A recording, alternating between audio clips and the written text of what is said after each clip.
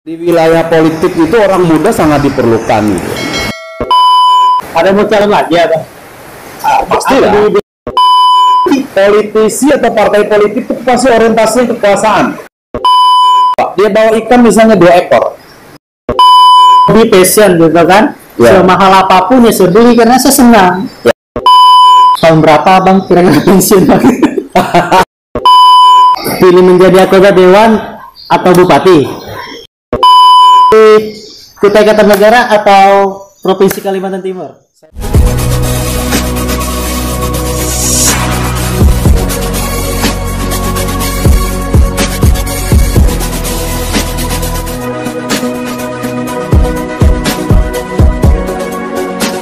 Bang, dulu pasti pernah ngalami kesulitan Bang ya? Pernah. Nah, itu gimana Bang cara untuk bangkit dan bisa sukses tuh Bang? Semangat itu yang penting. Semangat ya. Ya, jadi yang harus kita yakini bahwa Allah itu Tuhan memberikan kesulitan apapun di kita itu pasti ada solusinya. Iya. Dan itu pasti sudah sesuai kemampuan. Dan janji Allah itu adalah bahwa di balik kesulitan pasti ada kemudahan. Jadi kita harus memotivasi diri bahwa hari ini kita dikasih kesulitan, aku yakin pasti setelah ada kemudahannya. Kemudian, ya benar. Memang ya. Apapun itu dan juga yakin Bang ya pada diri kita dan pada Maha Kuasa. Harus yakin. Harus yakin. Dan keyakinan itu yang harus mendasari kita untuk bangkit dan semangat untuk memperbaikinya. Benar.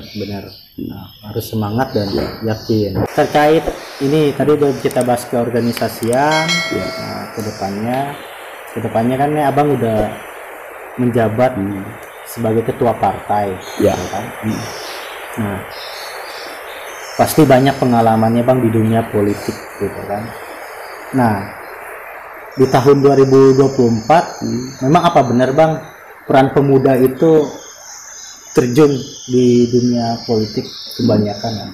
Benar gak tuh Bang? Bisa benar, bisa juga tidak, tergantung pemudanya. Tergantung pemudanya. Ya, ke depan itu di wilayah politik itu orang muda sangat diperlukan. Kenapa?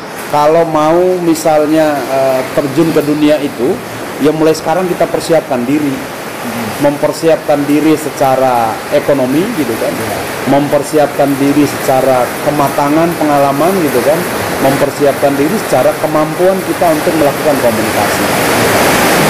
Karena di politik itu salah satu yang tidak boleh kita abaikan, tidak boleh kita lupakan adalah kemampuan kita melakukan komunikasi. Kelihayan kita melakukan komunikasi. Kan seperti apa Bang seni politik itu? Kenapa? Seni politik itu seperti apa? Politik itu kan seni. Ya. Seni berorganisasi, seni berkomunikasi, gitu kan, seni pergaulan, gitu kan, seni kehidupan. Karena politik itu seni, maka kita harus nikmatin. Nggak boleh alergi, kita nikmatin seni, kita nikmatin kehidupan ini, kita nikmatin pergaulan ini, gitu kan, kita nikmatin komunikasi ini. Oh pantas banyak seorang politisi yang hanya sebentar karirnya. Berarti artinya dia tidak menikmati seni politik. Minum kopi itu kan jangan buru-buru. Iya. Minum Tarsan ini kalau langsung habis, kita tidak nikmatin. Iya. Cara yang baik adalah menikmati minuman ini sehingga kita tahu rasanya. Iya. Sama kayak hal politik Bang ya. Politik juga begitu.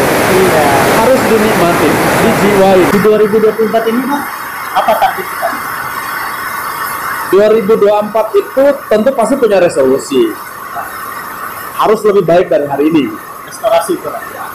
Untuk bisa melakukan itu, kita harus lakukan persiapan.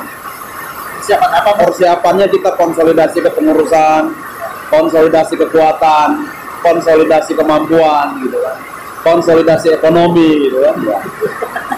Itu penting banget. Karena untuk terjun ke politik itu, kalau orang masih ketergantungan ekonominya itu masih sangat jauh, maka sulit nanti bagi dia untuk melakukan bicara yang bebas, bicara tentang kemandirian, bicara tentang kebebasan, akan susah. Kenapa? Karena dia masih tergantung ekonominya. Karenanya kita harus mempersiapkan kematangan ekonomi ini supaya nanti ketika kita mengkontrol kebijakan, mengkanter semua pernyataan-pernyataan, kita tidak digantung dan tidak disandra dengan kepentingan-kepentingan ekonomi. Harus bersama tuh Bang ya. Jadi termasuk mempersiapkan 2024. Termasuk mempersiapkan 2024. Ada mau calon lagi ya Bang? Pastilah. Atau di dewan atau di bupati? Politisi atau partai politik itu pasti orientasinya kekuasaan. Ya. Jadi kalau hari ini kita masih belum berkuasa, kita siapkan untuk bisa mencapai kekuasaan itu. Ya benar. Berarti harus ini pasang senjata dulu Bang ya? Harus. Jadi jangan patah semangat. Hari ini politisi kalah, besok dia bangkit lagi gitu kan. Hari ini dikatakan dia KO, besok dia hidup lagi gitu. Bang, ini harus klarifikasi dulu Bang, mungkin Bang. Baik yang bilang kalau kita terjun di dunia politik, rugi secara materi, rugi secara lahir dan batin, Bang, menurut saya. Nah, benar nggak sih? Jangankan ikut dunia politik, mau dunia apa saja. Saya selalu bilang bahwa kalau mau masuk ke politik harus berdasarkan kesukaan dan kecintaan. Oh, yang tadi awalnya itu Bang. Kalau dia sudah bukan hobi, bukan kesenangan, bukan kesukaan atau kecintaan, maka dia pasti akan hitung-hitungan. Saya contohkan misalnya, orang pergi mancing ya. Iya.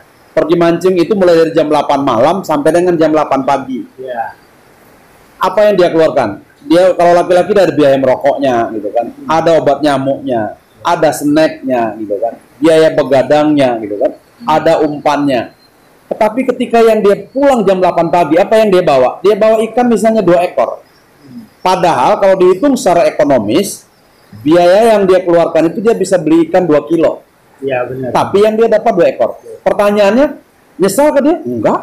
Kenapa? Saya hobi Pak mancing katanya. Saya senang mancing. Terjun ke dunia politik, kalau dia tidak didasari dengan kesukaan dan kesenangan, ya maka yang ada pasti akan hitung-hitungan. Suruh aja bawa kalkulator dia gitu kan.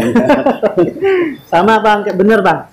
Saya sepakat kayak saya hobi passion gitu kan. Semahal apapun ya saya beli karena saya senang. Ya. Baju itu kan. Dan sesuatu yang diawali dengan kesenangan tidak akan pernah ada hitung-hitungannya. Iya, benar itu. Tetapi terjun ke politik bukan berarti kita tidak harus hitung-hitungannya. Kita harus berhitung. Kita melangkah 10 meter gitu kan. Berapa energi yang harus kita keluarkan, apa nanti yang harus kita dapat gitu. Maka di sini harus bermain taktik dan strategi gitu.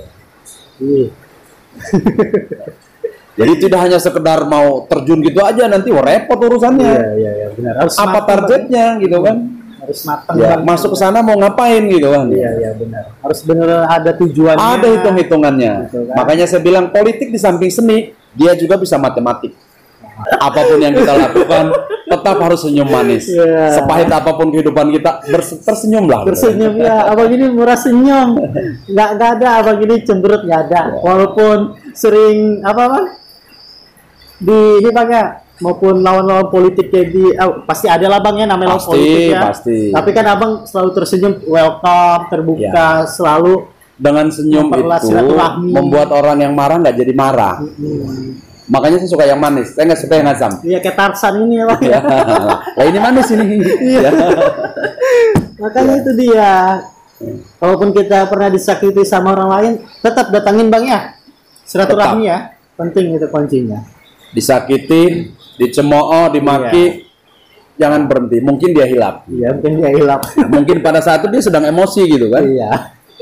Nggak perlu kita menjadi provokator yang ini Bang ya. Kita datangi orang marah sama kita belum tentu dia nggak suka sama kita. Iya, benar. Bisa jadi mungkin kemarahan dia karena dia ingin kita lebih baik. Ya, ini contoh pemimpin yang bijak. Oke Bang, ini ada game sebelum tutup closing. Berapa Bang kira-kira pensiun Bang?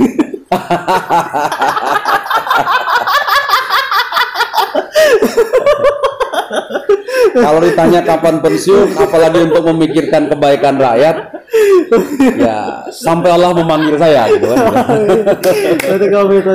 Berarti perjuangan bukan nggak sampai sini Bang ya. Berarti Abang ada visi benar-benar ke depannya untuk rakyat tukar nih Bang ya. Ya, jangan berhenti berjuang, jangan berhenti bekerja, jangan berhenti belajar gitu kan. Nanti sampai maut memisahkan kita. Karena kan yang tadi abang bilang, abang cukup sebenarnya mengabdinya guru bang ya, ini hanya hobi aja. Dan menjadi guru itu kan tidak terbatas dengan waktu. Benar. Ternyata di politik juga saya bisa menjadi guru politik misalnya gitu kan. Tapi kan abang, kalau nggak salah jurusan pertanian bang ya, SP itu bang ya. Ya, sarjana politik lah itu kan. Jadi orang kalau tanya, loh, bang sarjana apa SP-nya? Sarjana politik gitu kan. Artinya politik pertanian gitu kan. Jadi salah satu yang ingin saya contohkan bagaimana kita kemandirian pangan. Kalau untuk sayuran saya hampir jarang beli. Ikan saya punya kolam di samping rumah. Banyak kolam, banyak tanaman, dan juga bertani bang ya. Ya, ini adalah sebagai salah satu bentuk kita kemandirian pangan. Iya. Supaya nanti kalau ada apa-apa kita tidak terlalu bergantung. Benar. Ya, kecuali yang tidak ada baru kita cari. Gitu. Iya. Nanti ya kita kan jaga-jaga juga bang, takut krisis ekonomi global. Ayo berdampak juga dengan ketahanan pangan kita. Kemandirian pangan itu penting. Iya, penting. Dan ada baiknya mulai saat ini kita semua gitu kan. Ayo kita mulai menanam. Ya. Kita mulai menanam minimal itu untuk keperluan kita. Nah, kalau bukan untuk keperluan kita, ayo kita mulai menanam untuk menjaga lingkungan kita ini. Iya. Menanam pohon, menanam sayuran, menanam buah gitu kan. Itu kalau bukan kita yang manfaatkan, bisa jadi anak cucu kita nanti yang akan memanfaatkan itu. Pilih menjadi anggota dewan atau bupati? Saya pilih mengurusi rakyat. Karena begini, jadi anggota dewan atau mau jadi bupati itu adalah seharusnya ini mindsetnya harus dirubah. Oh iya. Mindset itu kenapa? Dia adalah pelayan. Pelayan rakyatnya. Jangan sampai nanti misalnya ada anggota DPR, ada bupati yang mau jadi raja untuk rakyatnya. Keliru. Iya, keliru, benar. Anggota DPR maupun bupati merupakan pelayan rakyatnya. Karenanya kalau mau jadi pelayan rakyat, jangan mempersulit diri. Misalnya kalau dicari susah gitu kan, kalau ditemuin selalu sibuk misalnya, kapan rakyatnya ketemu? Katanya wakil rakyat misalnya, katanya pelayan rakyat. Tetapi rakyat yang bosnya mau ketemu susah, ini apalagi anak buahnya ini. Iya. Ini bosnya yang ketemu ini kan ya. Ketemu gampang pada saat belum jadi orang besar bang ya. Ya, kalau belum jadi biasanya dia datang gitu. Kalau sudah jadi kita yang datangin gitu. Padahalnya seharusnya belum jadi dia datang gitu kan. Setelah jadi harusnya makin rajin dia datang. Ingin jadi pengusaha atau jadi guru bang? Saya mau jadi guru. Saya mau jadi guru ya. Tetap berkali di politisi atau mengabdi jadi guru? Jadi politis sekaligus mengabdi. Ya. Karena politik itu kan pengabdian. Iya benar. Ya. Bang pilih Kutai Kartanegara atau Provinsi Kalimantan Timur? Saya pilih Kutai Kartanegara. I love you full Kutai Kartanegara.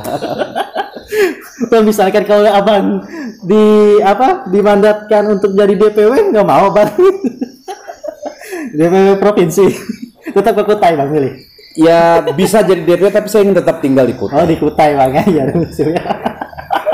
Wah tetap kecintaan beliau terhadap rakyat Kutai Kartanegara. Oke bang, terima kasih banyak itu dari segmennya. Terima kasih banyak ya. Bang waktunya. Ya. Wah, alhamdulillah dengan aktivitas Abang Marwan yang begitu padat bisa menyempatkan waktu berbagi sharing kepada kita semua. Salah. Nanti izin bang, saya share di channel kami di YouTube, gitu kan. Sekali lagi bang, terima kasih banyak. Salam Corona, semoga 2020 ya. 2020 damai dan seterusnya damai. Damai Kutai Kartanegara. Damai itu indah. Indah, benar. Dan juga semoga COVID-19 ini cepat selesai. Amin. Dan kita bisa beraktivitas seperti sedia kala bang ya. Hari-hari bisa kumpul sama keluarga. Ngumpul sih udah bang ya. Maksudnya ajak jalan keluarga lah sering kan. Kita tetap jaga jarak, tapi di rumah jangan jaga jarak ya. Okay, don't worry. Anyway, see you next time. Bye-bye.